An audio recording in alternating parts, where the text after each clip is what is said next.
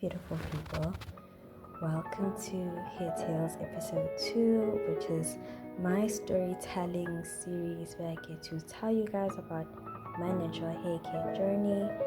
And yeah, I hope you guys love this episode, and I hope that you guys love it just as much as I've loved making it.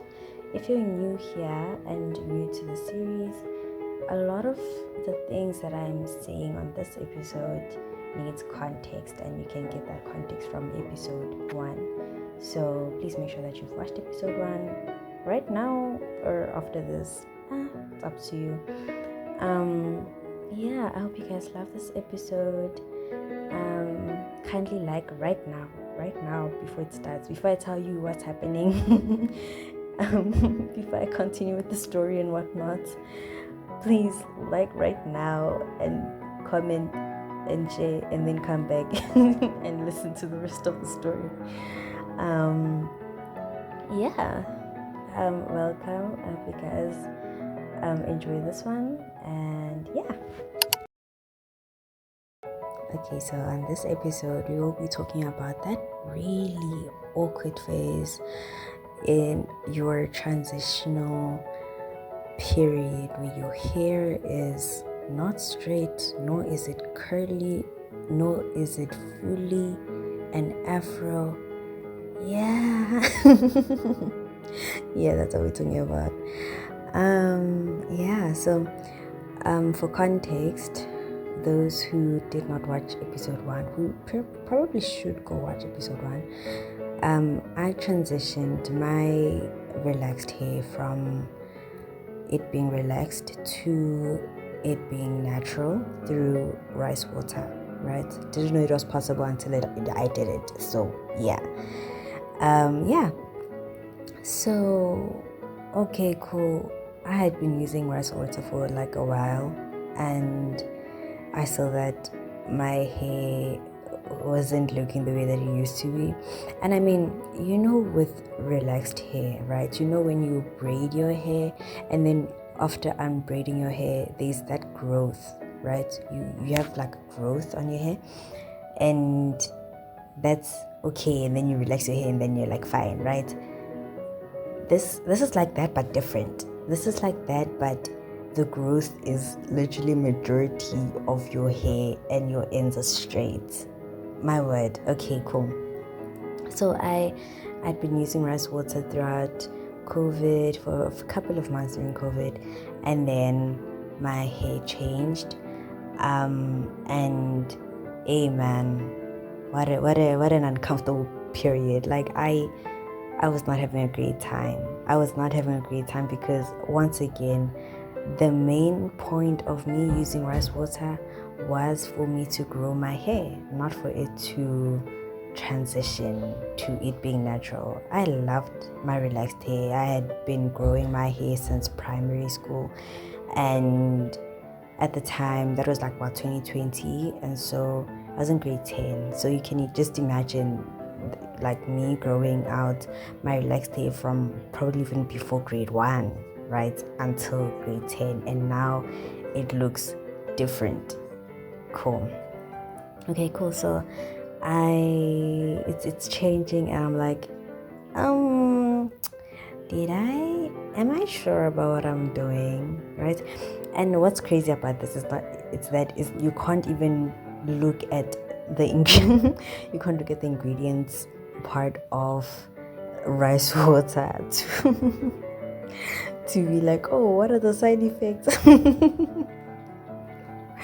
You can't look at the ingredients part because it is rice water. We did it the normal way, just cooking rice, and then the starch water that comes from that rice is the water that you use onto your hair. So there is no part of that where I can be like, okay, what are the side effects and how can I reverse it, right? But I was like, no, let's trust the process. No, that's not what happened. Okay, so my hair changed, right, from being straight to being coarse, right, but not too coarse. So 4 type hair, but not 4C hair. So your 4A and your 4B, right about there. But I still was not sure where exactly I lie. And maybe I was like, okay, maybe it's 4A because it's still transitioning. And maybe 4B is like the end of the transitional process. I don't know, man. I was just trying to find something, right? So this goes on for a couple of days, months, weeks, and it gets to a point where there's shrinkage. However, the ends of my hair are straight, which just looks so awkward. And I'm so happy that this all happened during COVID, because I can't imagine having to go to school looking like that. My word. To be fair, I don't even think that I would have experimented with rice water had I gone to school, right? Anyway, cool. So yeah, my hair starts looking funky, and my aunt then says, Miss Girly, I think it's about time that you cut off those ends, because it's not looking good, right? So yeah, context, those who don't know, my aunt is probably the only person that has touched my hair and is the person that has grown my hair to the place that it is right now. Throughout primary school, high school, she's the one that braids my hair, washes my hair, all those things. So she's the one that knows my hair, basically. And so she was like, oh, I think it's about time that we chop off those ends, right? And I'm like, what? What does that mean? What do you mean by that? Yeah. So she's like, yeah, let's chop it off and let's see what's going on. At this point, it's quite evident that this is an afro and it's not going to be straight anymore. It's not going to be what it used to be, and I just need to make peace with it, right? So that's that. However, the problem is that I have attachment issues. That's the problem. I have attachment issues with my hair as well. So I'm like, but like, this is not what, like, this is what we agreed on. Like, it's not supposed to do this, and it's supposed to grow my hair and not change my hair and all that, right? Cool. But then I was like, you know what, nah, it makes sense. What she's saying makes a lot of sense, and so I guess we can go along with the process. Cool. So, context part 2, I think. My mom, when I was really, really younger, my mom got my sister and I chairs. I'm not sure about my cousin, but I remember that there were chairs, right? So there's 2 chairs, one that is yellow and one that is red. My chair was yellow and my sister's chair was red. Cool. And so my yellow one, my chair broke. I don't know how, but it's still functional. But it's broken. Yeah. And then my sister's chair is quite intact and we use it quite often. And yeah, so this red chair has seen a lot of hair transitions. I do not want to lie to you. If it's not my brother's frequent haircuts, if it's not someone braiding a new hairstyle, new twists, retwists, or whatever the case is, that chair has seen a lot of hair transitions, right? Cool. And so so I had to sit on the chair. So sat on the red chair, and my aunt whipped out a pair of scissors, put a towel on my back, and she's like, okay, let's go. She starts snipping off my hair, and I just see hair on the floor. My heart dropped because what the heck, what am I seeing? Why is my hair on the floor? Why is there so much hair on the floor? What's happening, right? And mind you, context number 3, I do not remember myself having short hair or like being bald or whatever the case is. I don't remember. For as long as I remember, I've always had hair on my head. Always. And for most of that time, that hair was relaxed. So yeah, you get the shock. Yeah. So yeah, man, the hair was coming off. And mind you, as much as I am devastated and shocked at the hair that's on the floor, my aunt is not even cutting all of my hair off. It's literally just half of my hair. Like, it's just the part where you can see the division between the afro and the straight hair, right? But I was so devastated. To this day, I feel like that's the most traumatic thing that has ever happened to me. And I mean, yeah. So yeah, I see hair on the floor and I'm like, oh my days, it's over. I'm bald at this point, and yeah, it's chai. So okay, it's cool, I guess. I look in the mirror after cleaning up and stuff like that, and then I'm like, so this is us. This is me. Are we sure about this? At this point, there's no turning back. There's no way that I'm going to be like, oh hey, can I get my relaxed hair back? No, that's not gonna happen, right? Cool. So I look in the mirror for a while and I'm like, okay, we're gonna have to make this work. Okay, cool. Now here comes the challenges, right?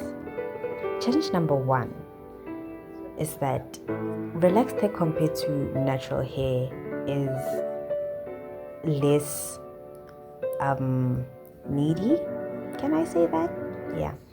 In terms of maintenance and all that. So I am learning to be gentle with my hair. I'm learning techniques that are important for me to grow my hair, such as massaging my scalp, oiling my scalp quite more often, and doing the LCO method to moisturize my hair. Right. LCO method or LOC method is basically the moisturizing steps of your hair. So L being liquid or a liquid based product, C being cream, your leave-in conditioner, any cream that you can put onto your hair, and then O being oil, right? So you can change the steps according to your hair porosity or whatever you see best. So majority of the time I used to do LCO because I wanted the oil to seal in the moisture, because my hair is prone to drying up quick. Yeah. Anywho, so so I'm learning all these things, and I'm learning them through YouTube, Pinterest, and whatnot, right? Cool, having a great time, fine. But then the minute that I look up from my phone and look at the bathroom cabinet and all the things that are there, that's where the problem came. Because all these things that my hair needs, they're not there, right? Cool. So doing further research on products that I need, such as leave-in conditioners, what type of shampoos I need, on top of conditioner I need, treatments, stuff like that, man. Hair oils, the work, like literally everything. Yeah. So I'm like, okay, this is what I need, and I go onto the Clicks website and the Discam website, and I'm like, okay, let me search for products. Oh, did I not get a heart attack? My word. One thing that natural hair influencers need to advocate for is the prices of natural hair products. My word, like, can we strike or something? Because they are insanely expensive. And this is a 16-year-old speaking that has zero income. So you do understand that seeing a shampoo that is 100 rands, I'm like, what the heck? Like, what is it gonna do? Is it gonna wash itself? Like, is it gonna wash my hair itself? Is it gonna dry it? Like, what's going on? Oh my god, I was going through the words, and then I would look and I'd check the shelves for the shampoos that were at home, and I'm like, okay, cool, ne? I see them, but they do, will they work? Because it's again context.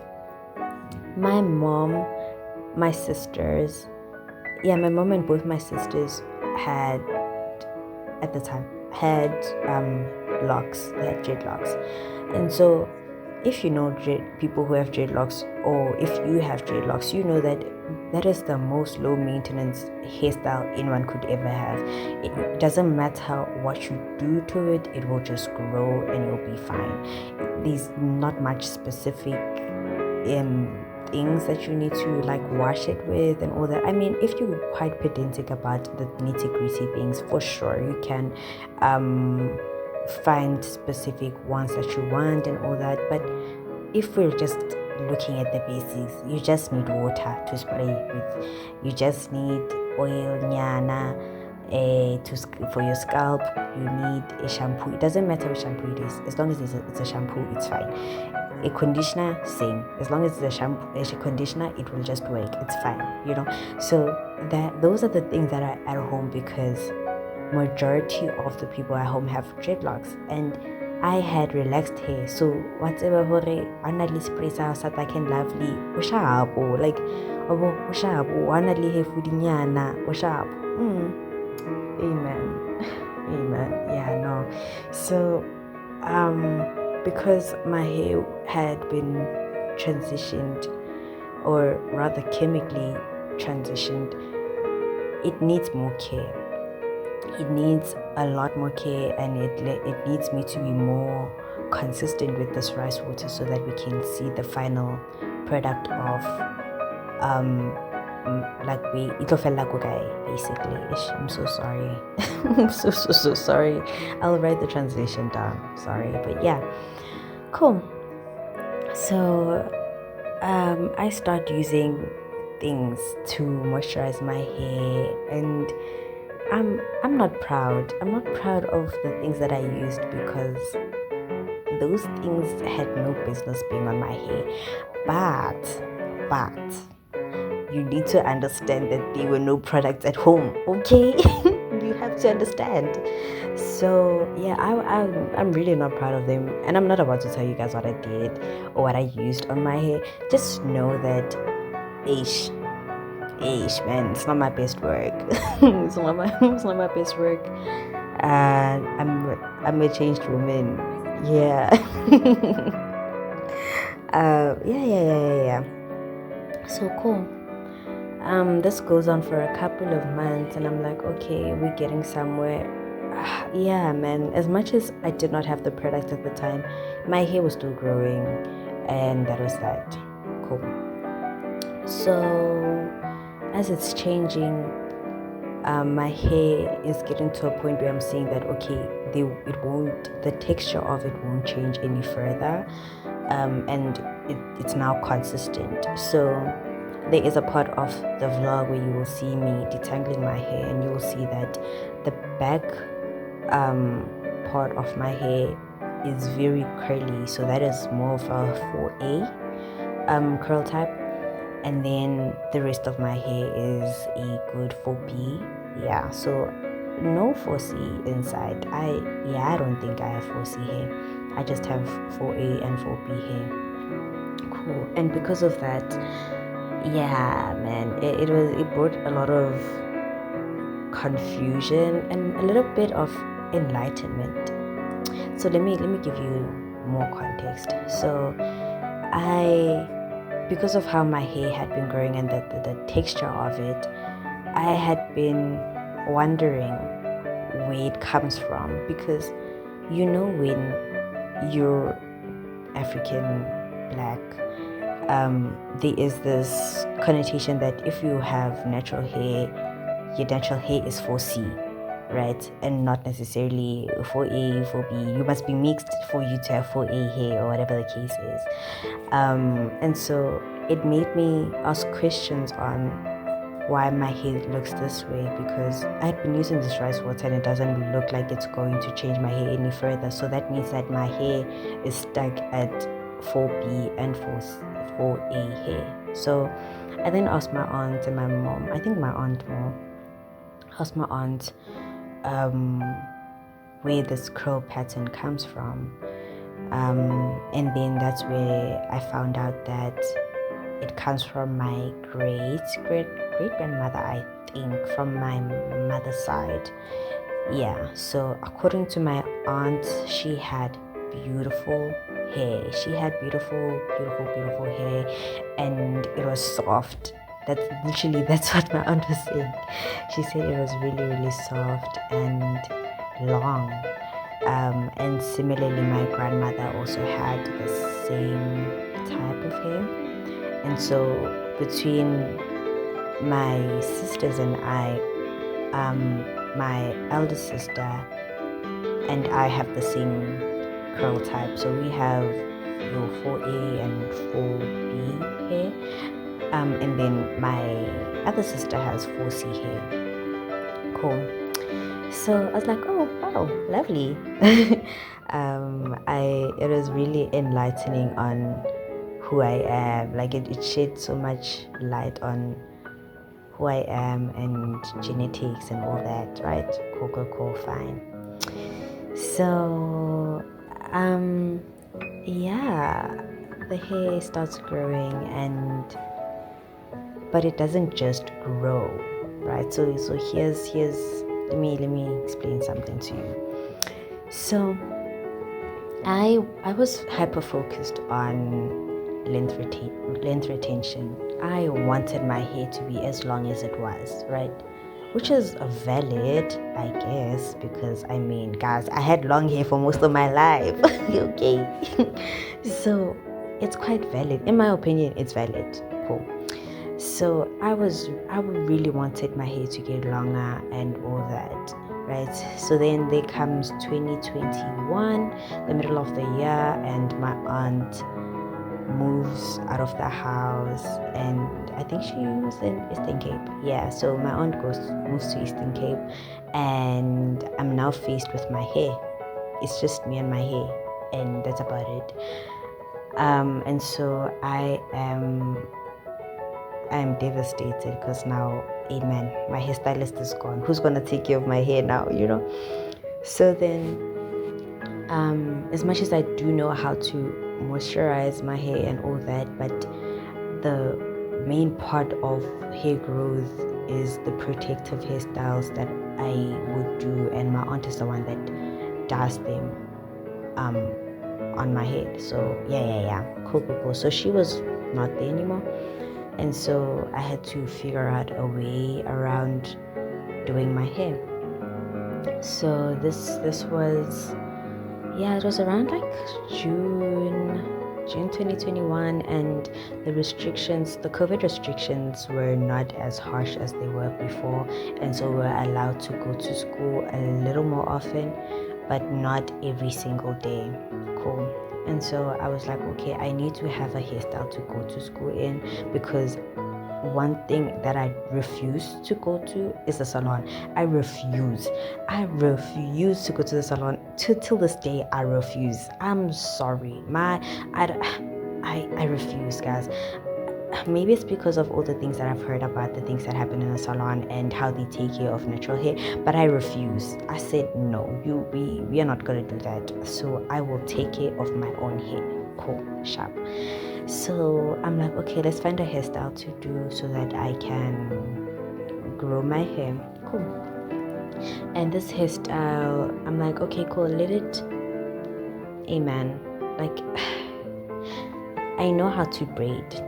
I know how to braid hair. I do my mother and my sister's locks.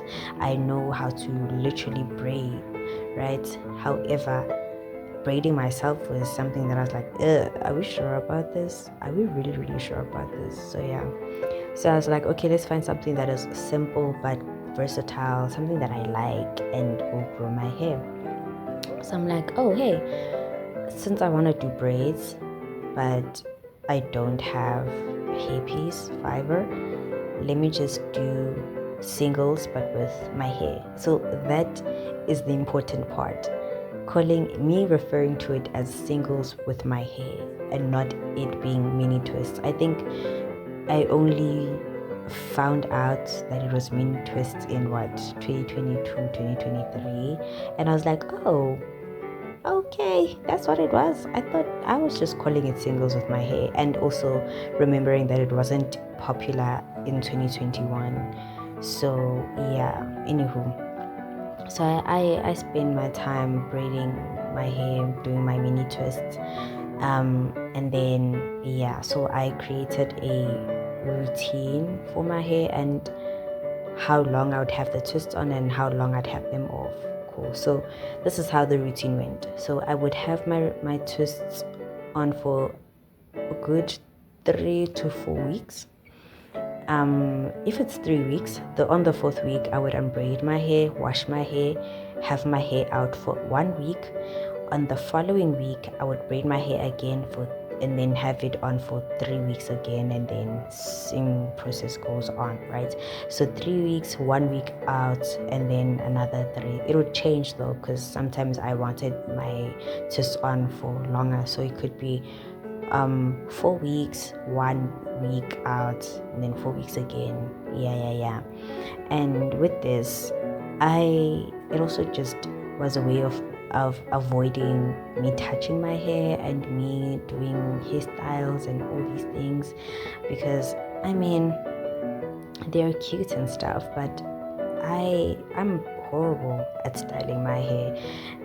Yeah, like if I had my hair out, it would be a low bun. I would have a low bun, or I would have a high puff. Yeah. I'm trying to think about the other options and I'm stuck. Yeah, I think that's about it. Low bun, high puff, or have my hair out. Those are the only options. Yeah, like I don't do like your swoops and your whatnot. Nah. So I would just stick to my twists. Yeah, and so I loved mini twists a lot because I was able to still style my hair, right? However, it would be in a protective hairstyle, quote unquote protective hairstyle. I don't know what a protective hairstyle means at this point because everyone says it's something else, but protective hairstyle, yeah. Cool. So that was the routine, and that was me for the whole of 2021, 2022 as well. And I just saw my hair growing, and I was like, nah, shut out. Our hair is getting to where I want it to be, lengthwise. But I knew that it would take a long time for it to be where I want it to be. Also having to be aware of the fact that this is a new playground for me. This is a different thing.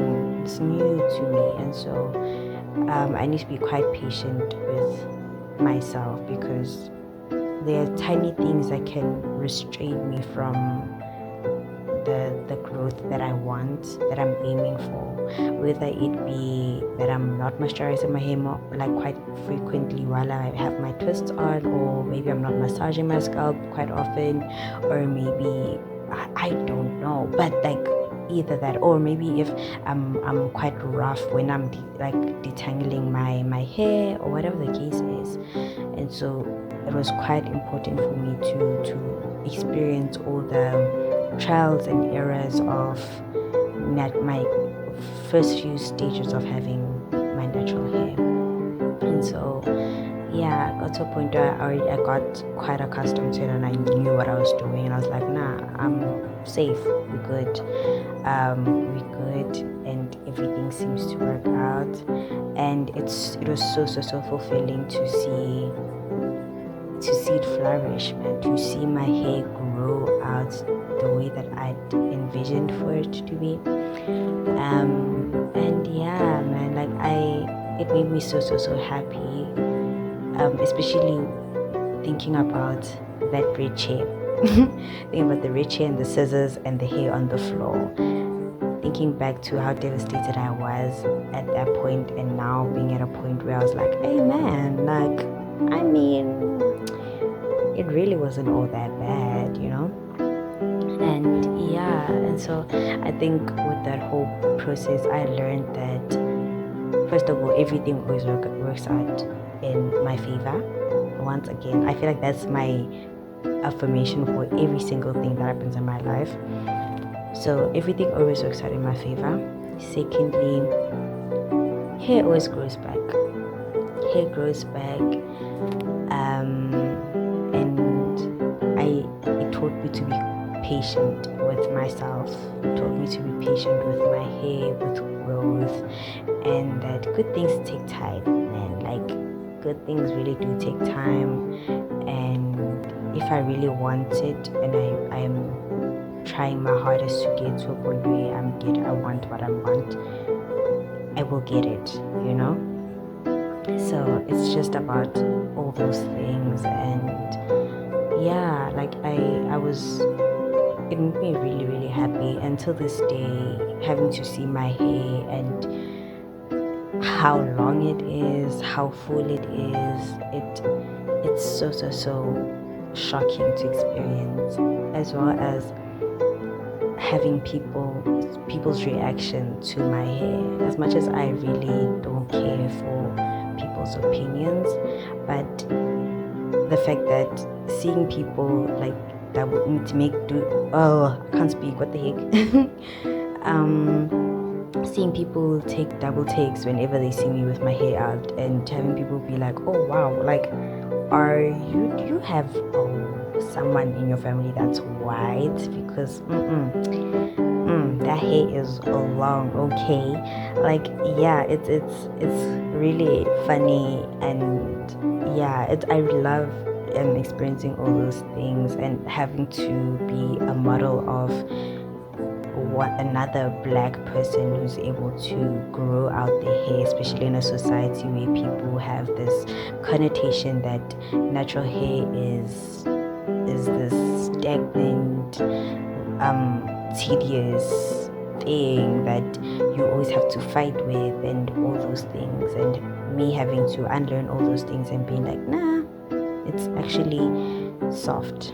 It's a baby. You need to be gentle with it. You need to care for it. You need to love it, and it'll pour into you the same way that you pour into it.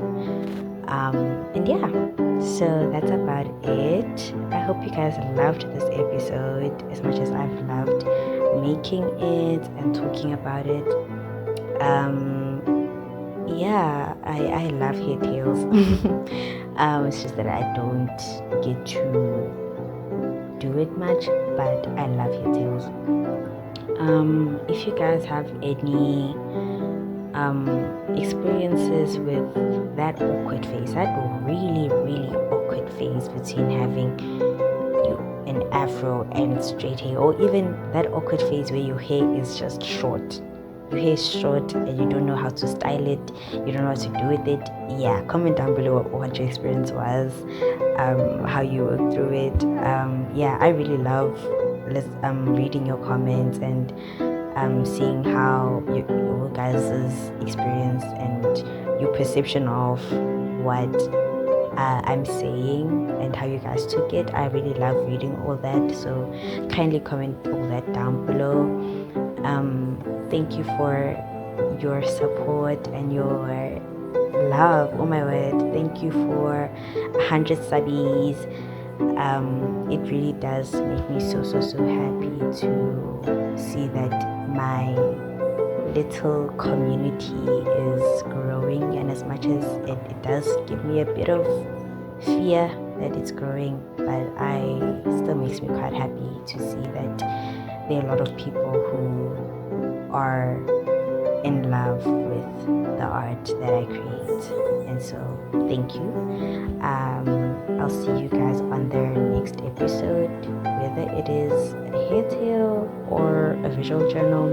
We'll see. Thank you for everything, and thank you for watching till this far. Love and light till we see each other again. Bye. Love, Mimi.